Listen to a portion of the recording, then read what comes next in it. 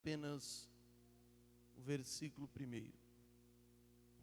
Glória a Jesus.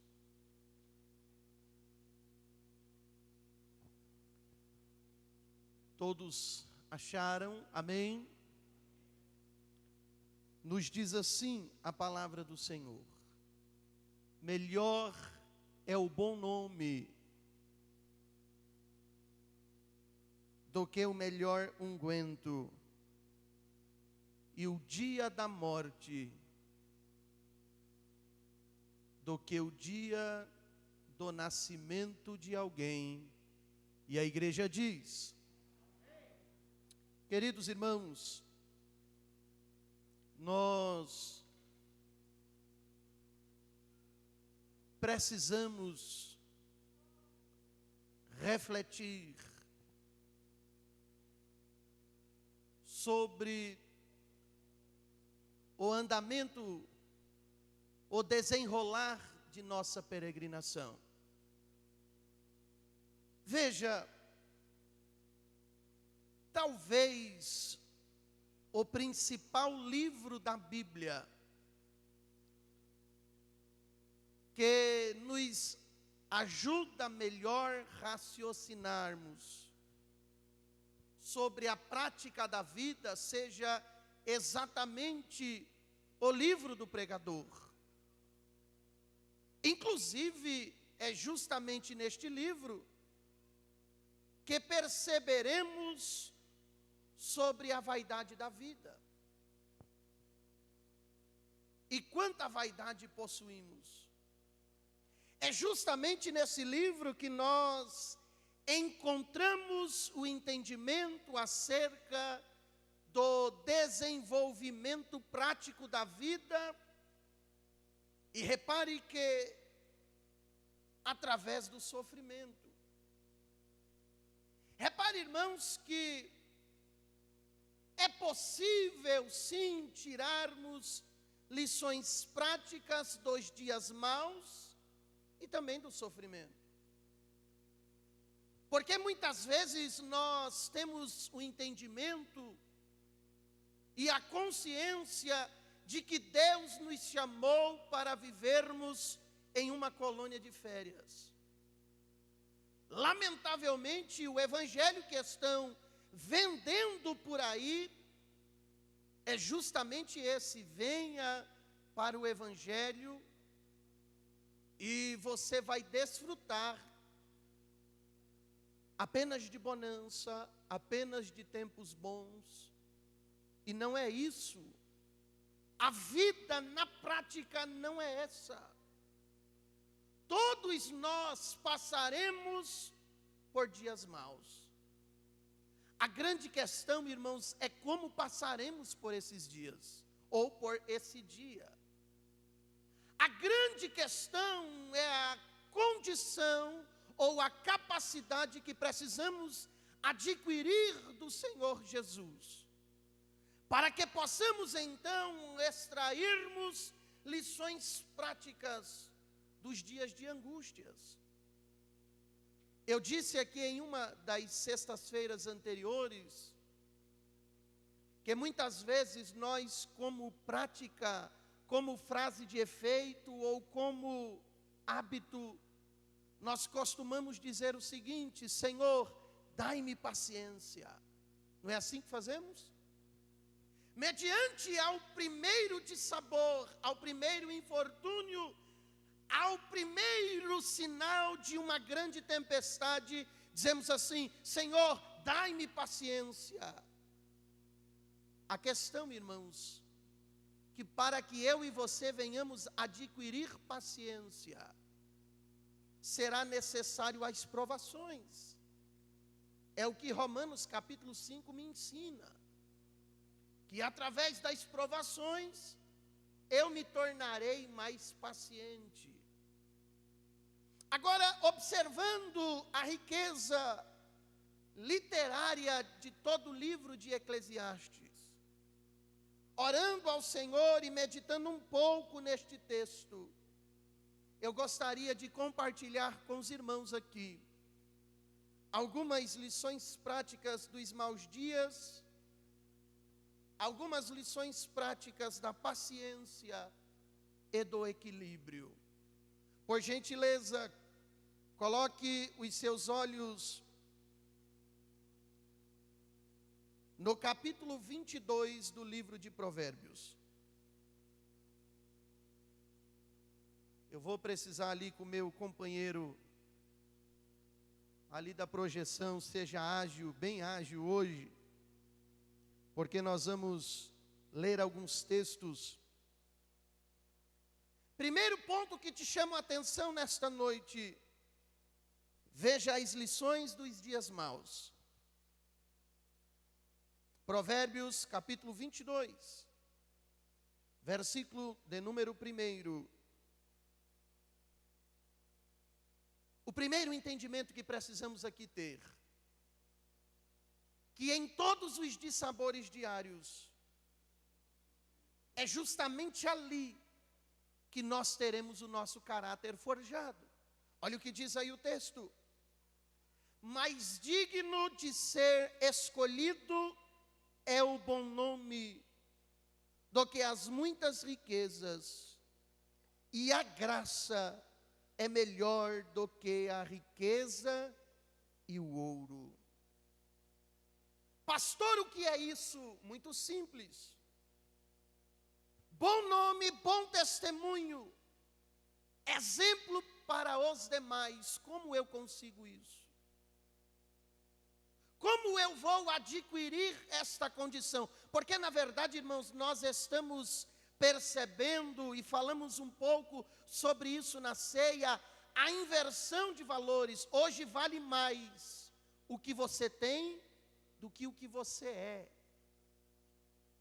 Hoje as pessoas medem a mim e a você não pelo que somos, mas pelo que possuímos, pelo que vestimos, pela casa que moramos, pelo carro que dirigimos, quando na verdade é totalmente ao contrário, a lógica está invertida. Porque nós passaremos por dias de angústias. Nem todos no ambiente cristão, nem todos na igreja local desfrutam das mesmas condições, das mesmas alegrias. Se eu perguntasse aqui nesta noite, quem é que já lutou? Quem é que já chorou? Talvez você diria assim: pastor, só o Senhor Jesus sabe o quanto que eu já chorei. Só o Senhor Jesus sabe o quanto eu já lutei. Mas, irmão, nesta noite Deus te trouxe aqui para entender que é no meio do período mais difícil da tua vida que você vai adquirir capacidade, condição de dar um bom testemunho, de ter um bom nome perante a sociedade, de ser reconhecido como um verdadeiro cidadão do céu. Vai ser no dia mais difícil de sua vida que o Espírito Santo vai forjar o teu caráter. Vai ser naquele dia que você vai olhar para um lado, vai olhar para um outro e vai perguntar assim: cadê o pastor para me ajudar? Ele não estará lá para te ajudar. Vai ser no dia que você vai olhar para um lado, para o outro e vai perguntar assim: cadê a minha esposa? Cadê o meu esposo? Cadê o meu amigo? Ele não estará lá, mas aí você vai sentir a presença gloriosa do Espírito Santo. E aí você terá que reconhecer que a suficiência, que a graça é a melhor coisa que você pode possuir.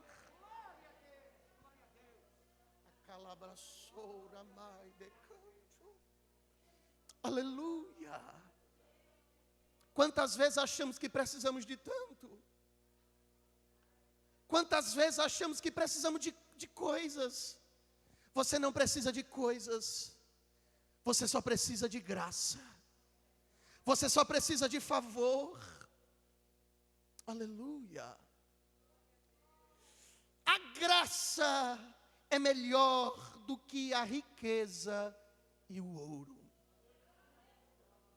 É nos dias mais angustiantes de nossa peregrinação, que nós crescemos. Permita-me te dizer nesta noite, dificilmente alguém crescerá na bonança. Dificilmente alguém crescerá quando tudo está indo bem. Mas é justamente nos períodos de guerras, é nos dias de maior tempestade, que nós reconhecemos o quanto a graça é necessária. Aleluia! Os dias de luto, olha, parece-me que é até um paradoxo. Mas volte, por favor, lá para Eclesiastes, capítulo de número 7. Ainda no versículo de número 1, mas aí iremos também fazer a leitura do 2 e do 4. Olha o que o pregador disse. Melhor é a boa fama, melhor é o bom nome do que o melhor perfume. E o dia da morte do que o dia do nascimento de alguém. Melhor é ir à casa onde há luto do que ir à casa onde há banquete. Porque ali se vê o fim de todos os homens, e os vivos aplicam ao seu coração. Versículo de número 4. O coração dos sábios está na casa do luto, mas o coração dos tolos na casa da alegria. Alguns dias atrás eu estive ministrando um culto fúnebre. E não tenha dúvida que no culto que eu mais aprendo é no culto fúnebre. Pastor, como assim? Não, meu irmão, é a Bíblia que me diz.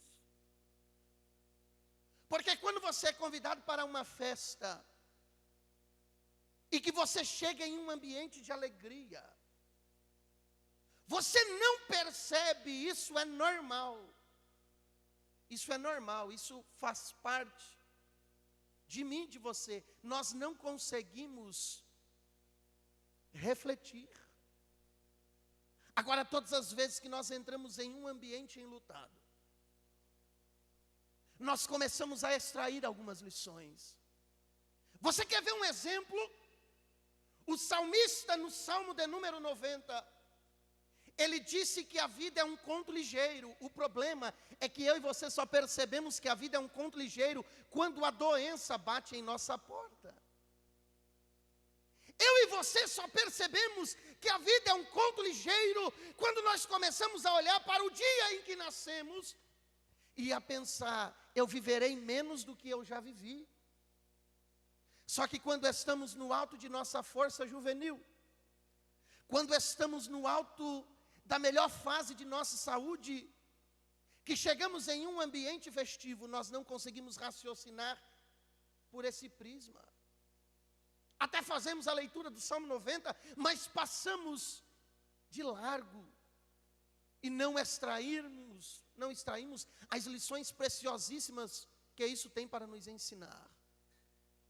Agora, quando entramos em um ambiente enlutado, ou quando chegamos dentro de um consultório médico, o médico olha para você e diz assim, olha, você está com uma enfermidade. Aí você começa a pensar, efetivamente, a vida é um conto ligeiro. Você extrai lições. Quantas vezes você, eu e você, apenas no dia do luto, nós começamos a perceber que nem sempre vale a pena ter razão. Você já percebeu que somos cheios de razão? Quantas vezes brigamos com a esposa? Quantas vezes você dormiu brigado com a tua esposa, achando que você tinha razão e você não tinha? Há meses atrás eu estive em uma casa onde o esposo acabara de perder a sua esposa. E alguns anos atrás eu fui pastor daquele irmão, e certa vez ele chegou na congregação, e antes de começar o culto, ele me procurou e disse: pastor, eu preciso conversar com o senhor. Pastor, eu não aguento mais. Eu vou pedir o divórcio, eu não aguento mais a minha esposa. E eu disse: meu filho, o que é que está acontecendo, pastor? A minha esposa não tem responsabilidade. A minha esposa gasta demais. Eu vou pedir o divórcio. E conversamos com ele, orientamos ele, acalmamos ele. Passaram-se alguns anos. E agora nós estamos dentro da casa dele, e ele está chorando, porque a sua esposa está morta. Ele está chorando, porque amanhã ele vai ter que sepultar a sua esposa. E quando eu cheguei ali, que ele me abraçou, ele disse assim: pastor, o senhor se lembra daquele dia? O senhor se lembra que eu queria pedir o divórcio? Pastor, quantas vezes eu dormi brigado com a minha esposa, pastor. Ah, se eu pudesse voltar no tempo. Ah, se eu pudesse refazer isso. Quantas vezes a esposa briga, dorme brigado com o marido, achando que tem razão e não tem. Quantas vezes o filho sai de casa brigado com a mãe, achando que tem razão e não tem. Só que é somente nos dias de luto.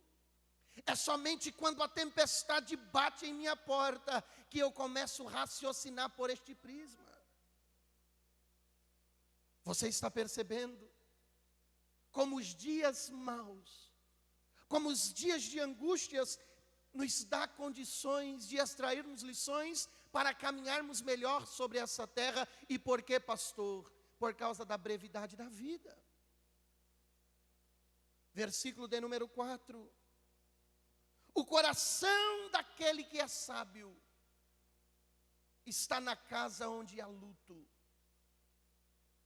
mas a alegria, o coração, a satisfação, a esperança do tolo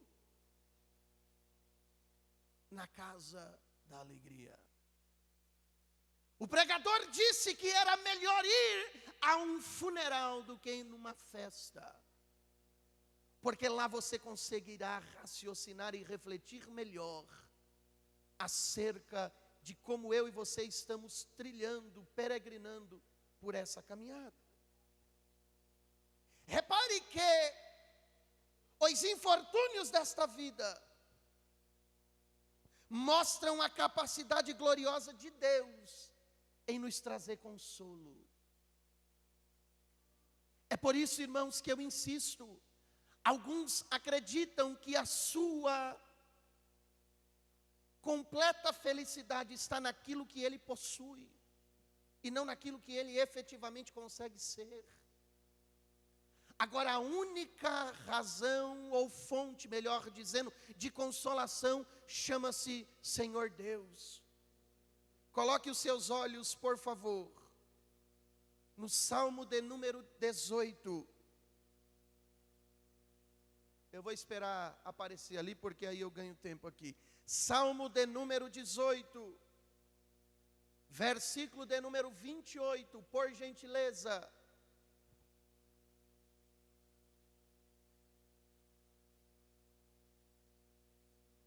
Porque tu acenderás a minha candeia. O Senhor, meu Deus, iluminará as minhas trevas. Você já percebeu como eu e você somos? Tem dia que acordamos cantando o hino da vitória. Tem dia que tudo nos alegra. Tem dia que tudo nós encontramos graça. Mas também existem dias que tudo nos traz tristeza. Parece-me que alguns dias nós acordamos sem luz na candeia. Parece-me que alguns dias acordam em trevas. E aí você começa a procurar o responsável por isso, meu irmão. Em nome de Jesus, não se esqueça de uma coisa: o único que pode trazer luz para essa treva, para essa escuridão, para essa angústia profunda na alma, é o Senhor Deus. Vivemos o período da chamada doença do século 21, as chamadas doenças psicossomáticas. Essa semana eu disse à minha esposa: como é fácil ser psicólogo. Me perdoe se tiver algum psicólogo aqui. Eu não tenho nada contra psicólogo, porque todo pastor, de certa maneira, acaba sendo um. Nada contra. Aliás, inclusive eu já orientei muitos, que às vezes me procuram, nós conversamos, e quando eu entendo que há necessidade de ir mais além, eu mesmo oriento para que procure. Agora, psicólogo tem solução para tudo. Essa semana algumas semanas atrás, aliás, umas 2, 3 semanas atrás, conversando com o irmão, a sua filha, menor do que a minha filha, 5 anos de idade, faz tratamento com o psicólogo disse para ela assim: mãe, a sua filha está tomada por uma crise de ansiedade sem precedente. A criança chega na escola e chora copiosamente, entra em pânico. E a mãe então, procurando uma saída, oramos inclusive, porque acompanhamos um pouco desse processo. Agora veja, irmãos, só tem um que pode resolver problema na alma. Só tem um que pode trazer consolação. Só tem um que pode arrancar toda angústia, toda amargura, toda tristeza que for arraizada dentro da minha e da tua alma, é o Senhor Deus. Só tem um que pode trazer luz para essa escuridão que está dentro do teu coração, é o Senhor Deus. Como assim, pastor? Salmo de número 9, verso de número 9 também. Coloque seus olhos lá por bondade. O nosso Deus, o nosso Pai, é o Deus de toda consolação. Ele é a razão da nossa alegria. É Ele que traz contentamento. É Ele que nos enche de júbilo. É Ele que traz refúgio nos períodos mais difíceis. Olha o que diz aí: o Senhor será para mim e você também um alto refúgio, quando estivermos oprimidos. Será um refúgio, uma fortaleza, uma saída nos tempos mais angustiantes. Receba essa palavra em nome de Jesus. Nas piores angústias de nossa caminhada, é o Senhor que me enche de conforto. E às vezes nós saímos a procurar conforto em tantos lugares, mas só há um braço que eu e você podemos descansar. Descanse no Senhor nesta noite, meu irmão. O Senhor marcou esta noite, este dia, para que você entenda de uma vez por todas: só há conforto nos braços dEle.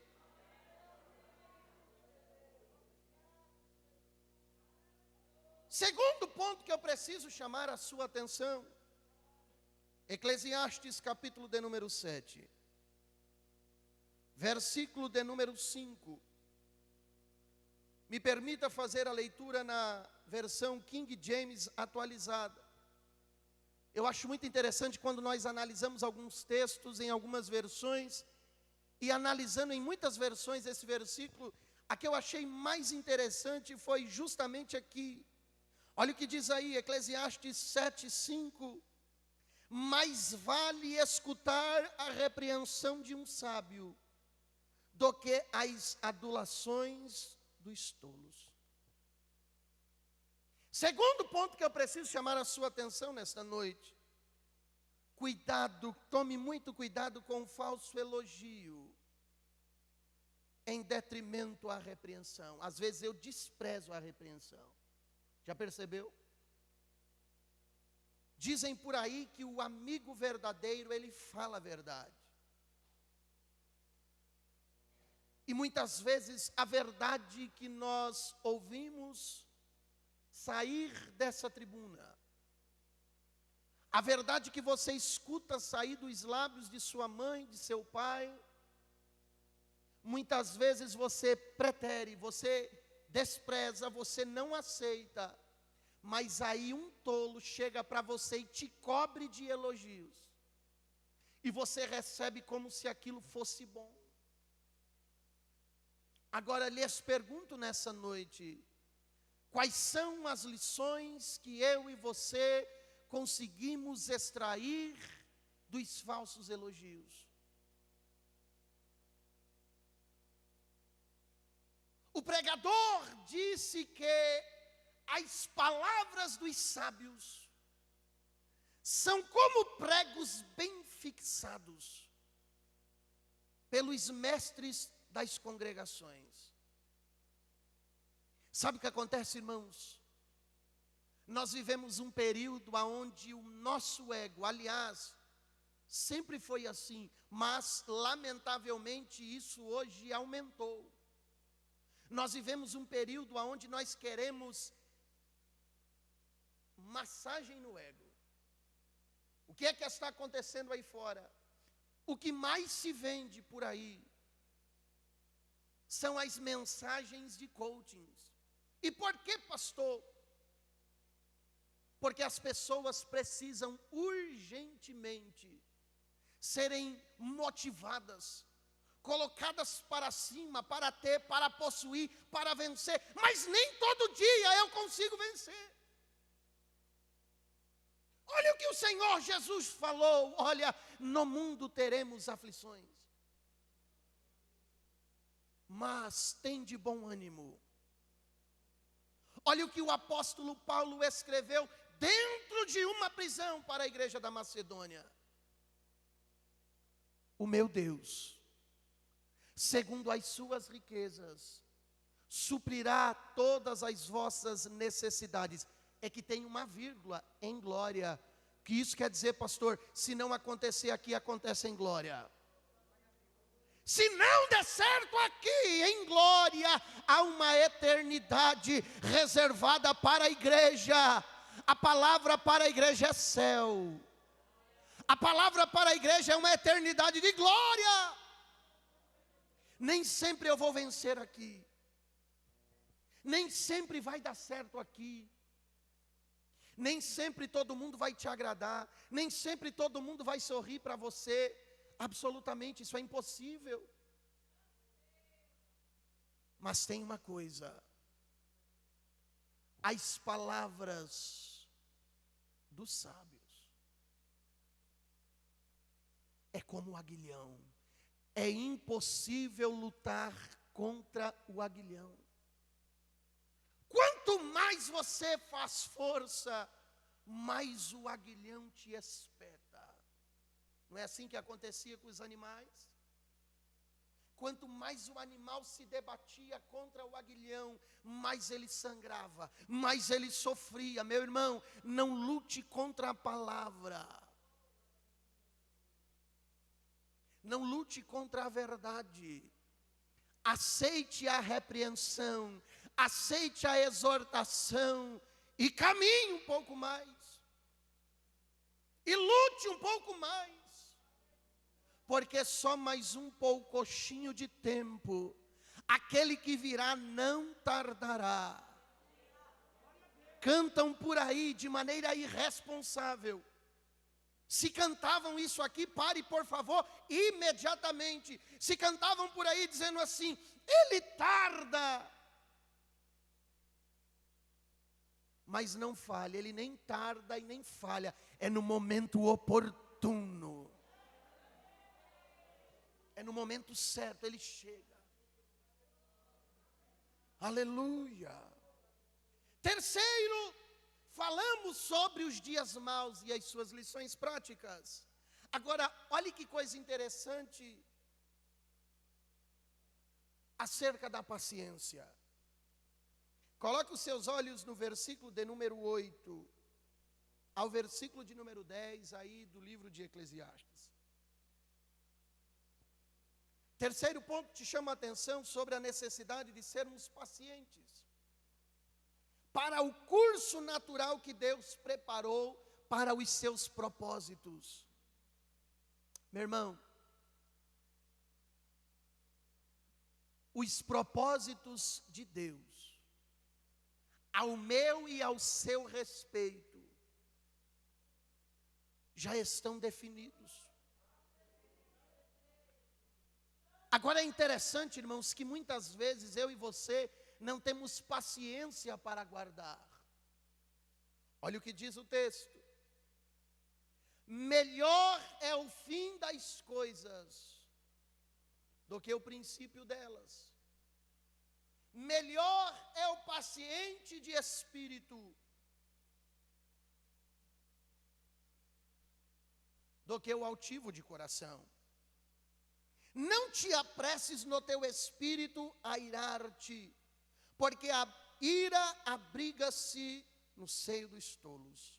Nunca digas, porque foram os dias passados melhores do que estes, porque nunca com sabedoria isso perguntarias. Sabe o que isso quer dizer? Primeiro, não se apresse. Segundo, não queime etapas. Terceiro, não te precipites. E por que, pastor? Muito simples. Porque a paciência é melhor do que a arrogância. Olha o versículo 8, a parte B. Melhor é o longânimo do que o altivo de coração. O final do processo sempre vai ser mais consistente. Todo o processo, irmão, eu gostaria que você abrisse a tua alma para receber essa palavra nesta noite. Todo o processo, ele tem data para começar e data para terminar. A questão é como passaremos pela data de início e pela conclusão do processo. Às vezes eu, por falta de paciência, eu pulo do barco antes da hora. Por falta de equilíbrio, eu queimo etapas. Eu falo o que não era para falar. Eu começo a querer agir por conta própria. Meu irmão, não coloque a mão aonde não é para você colocar a tua mão. Não fale aquilo que não é para você falar. Meu irmão, aquilo que é para Deus decretar, quem somos eu e você para falar? Todo o processo tem dia e hora para começar e dia e hora para ser encerrado. Como é que viveremos ele? Como é que passaremos? Veja, às vezes durante o processo nós nos iramos demais. Olha o que diz o versículo de número 9. Não te apresses no teu espírito a irar-te, porque a ira abriga-se no seio dos tolos. Às vezes nós estamos inseridos nesse contexto. Nós começamos a nos perguntar, ora, por que isso? O Senhor não falou que ia fazer, que seria assim, meu irmão. Eu acho muito interessante o versículo de número 10. Porque me mostra que em todos os momentos, em todos os períodos, Deus tem efetivamente os seus propósitos. Olha o que diz o 10. Nunca digas, porque foram os dias passados melhores como esses. Aí às vezes dizemos assim, por que é que com ele é diferente? Porque com ele, com ela, as coisas acontecem assim e comigo não, meu irmão. Tenha certeza que aquilo que é para eu e você passarmos, outro não passará em nosso lugar. Pastor, isso é fácil? Não. Mas é por isso que nesta noite Deus está me condicionando. Deus está te condicionando para que eu e você sejamos pacientes. Quero encerrar e te chamar a atenção agora para o equilíbrio. Primeiro, lições práticas dos dias maus.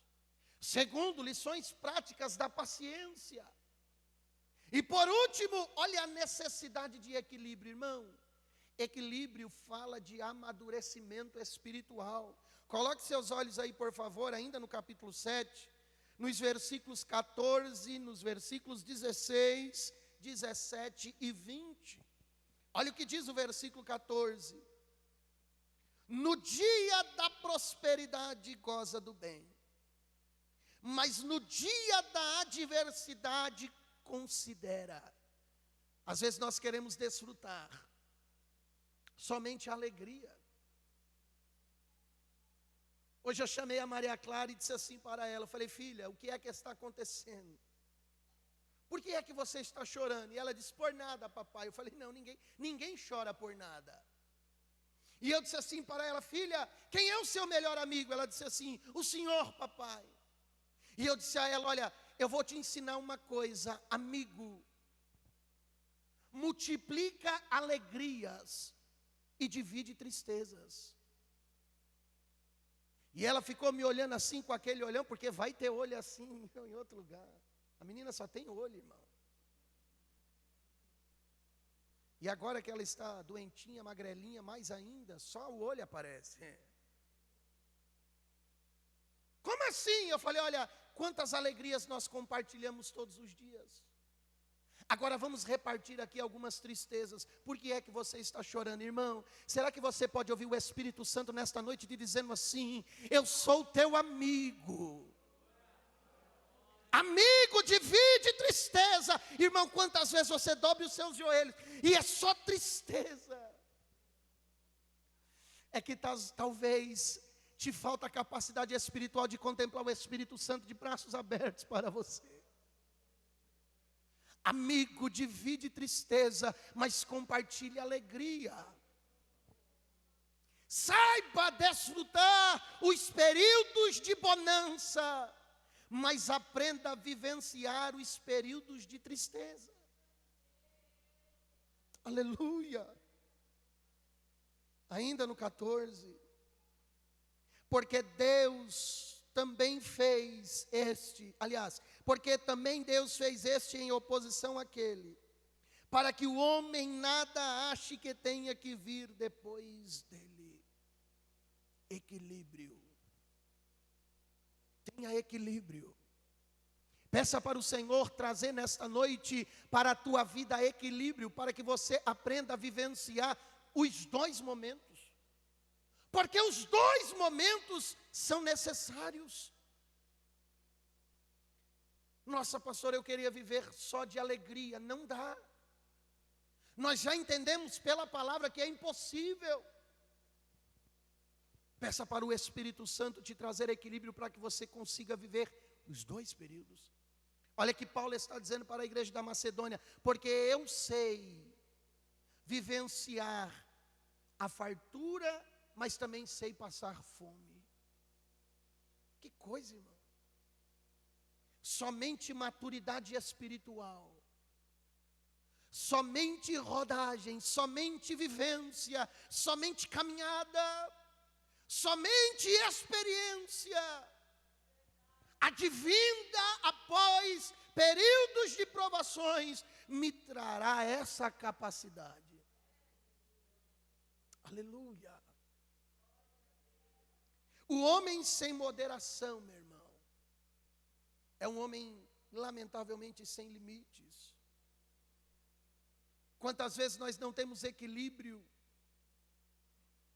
nem ao menos para os desejos dos nossos olhos. Quantas vezes nós nos esquecemos que o equilíbrio me traz conquistas em todas as áreas de minha vida. Como assim, pastor? Provérbios capítulo 16, versículo 32. Olha que coisa extraordinária. Provérbios 16, 32. Melhor é o longânimo do que o valente, e o que governa o seu espírito do que o que toma uma cidade. Não adianta você ser valente, dominar o bairro inteiro, e você não conseguir dominar as suas emoções, controlar os seus anseios. Só que tem uma questão, irmão.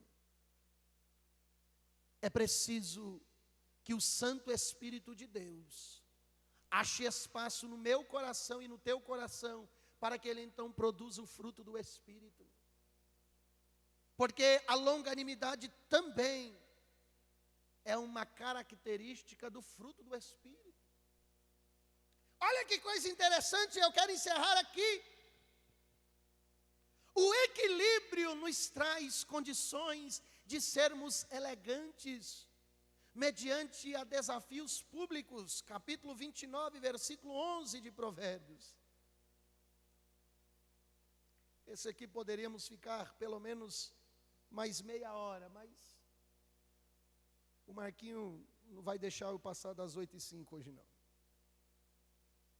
Provérbios 29, 11. Um tolo expande toda a sua ira, mas o sábio a encobre e reprime. Meu irmão, existem momentos tão angustiantes em nossas vidas. Existem dias que Deus te condiciona a tanta paciência. Consequentemente a isso, há tanto equilíbrio, que por dentro você está a ponto de explodir. Mas alguém olha para você e vê o próprio equilíbrio desfilando. Aonde aquele irmão vai? Aonde aquela mulher vai com aquela sensatez, com aquele equilíbrio, com aquele olhar de paz, de tranquilidade, meu irmão? Isso prega mais do que 1000 palavras.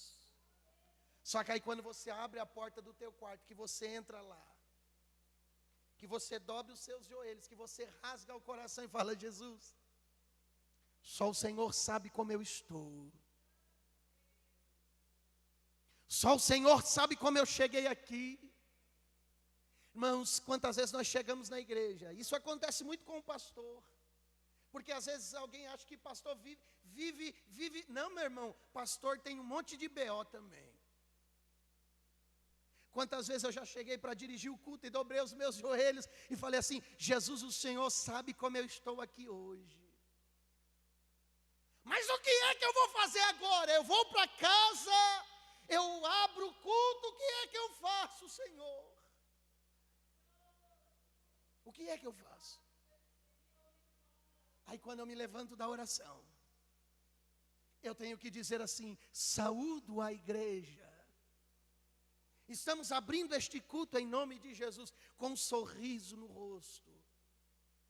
E muitas vezes a alma arrebentada. Só que aí, irmãos, o Espírito Santo vai trabalhando. Aí o Espírito Santo vai trabalhando de uma forma tão extraordinária. Quando você viu, a tristeza foi embora, a angústia foi embora, você se esqueceu do problema, a tua alma se encheu de ânimo, de contentamento, de paz na alma. Daqui a pouco você já está glorificando, falando em outras línguas, adorando, cultuando e entregando a Jesus o que você trouxe para o culto. Aliás, tem dia que nós não trazemos nada para o culto. Mas o Espírito Santo é tão gracioso, que ele começa a te renovar, te consolar. Oh, meu irmão, o Deus de toda consolação nesta noite está aqui. Pastor, eu cheguei aqui nesta noite tão angustiado, tão triste, tão apavorado, tão preocupado. Aí você disse assim: Senhor, fale comigo. Meu irmão, o Senhor está falando com você nesta noite. O Espírito Santo está trabalhando no teu coração nesta noite. O Senhor Jesus, o Espírito Santo de Deus, é o único que pode preencher o espaço vazio que tem dentro de nossa alma. Ninguém mais. Peça para o Espírito Santo fazer morada dentro do teu coração. Irmão, a melhor coisa que tem é andar acompanhado pela pessoa gloriosa do Espírito Santo. Não vá para nenhum lugar sem Ele. Não ande sem essa presença extraordinária. É ela que preenche, é ela que traz conforto, é ela que traz equilíbrio, é ela que te enche de esperança. Porque dele e por ele e para ele são todas as coisas. Glória, pois, a ele eternamente. Amém. Fiquemos em pé.